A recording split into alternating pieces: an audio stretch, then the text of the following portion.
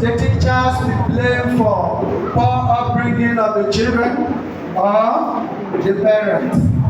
Please listen and be blessed. Please, my high table, you remain the judges of this debate.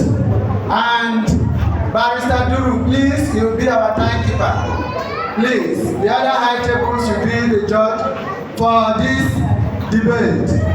Please, first speaker, come forward and present your argument.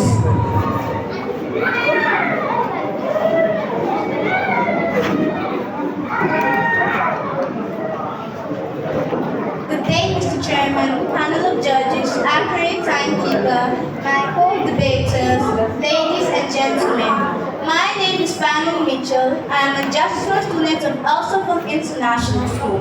I am here to support the motion that says teachers are not to blame for the bad upbringing of children. But before I continue, who are teachers? The Advanced Learners Dictionary defines teachers as people who impact knowledge and understanding about a particular subject to a class or to a group. Then what is upbringing? Upbringing is the way in which individuals are brought up and raised when they are children. The first socialization of a child takes place at home before the school environment. But when it comes to upbringing, 90% of how a child is brought up is attributed to the parents. When the child is born, the child sees, learns, and observes from the parents, both good or bad. Limited influence. Teachers spend limited time on children. Most of the time, the teachers will teach them how to speak good English using the diction, for example.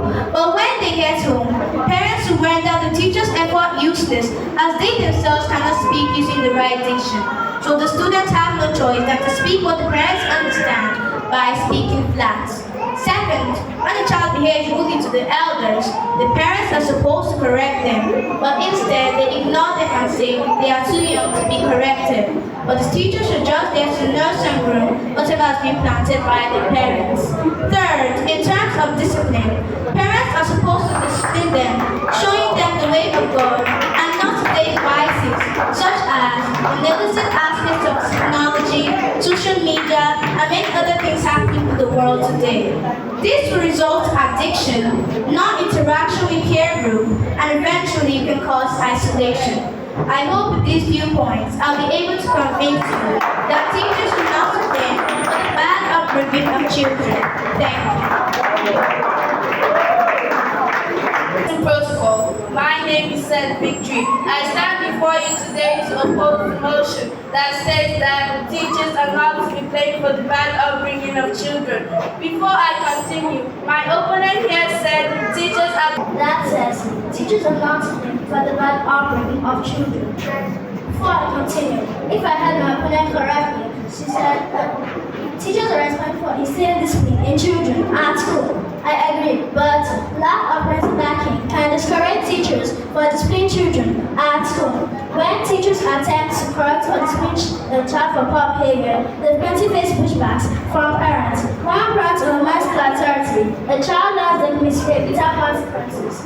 First, charity begins at home. The child core values, manners, and respect for authority are developed long before they ever step into a classroom, because parents provide the vital first interaction with the world. The initial and deepest moral foundation remains entirely parental responsibility. Second, the role of a teacher is academic. The primary mandate of an educator is to impart educational knowledge. Expecting a teacher to substitute the primary guidance distracts from the core curriculum and places an impossible unfair burden on educators. Third, the influence of society and parents. The child behavior is heavily shaped by the neighborhood, media consumptions, and parent interactions. We teachers cannot control outside of school hours. Blaming a teacher for a child adopting bad external habits is an oversimplification of complex societal influences.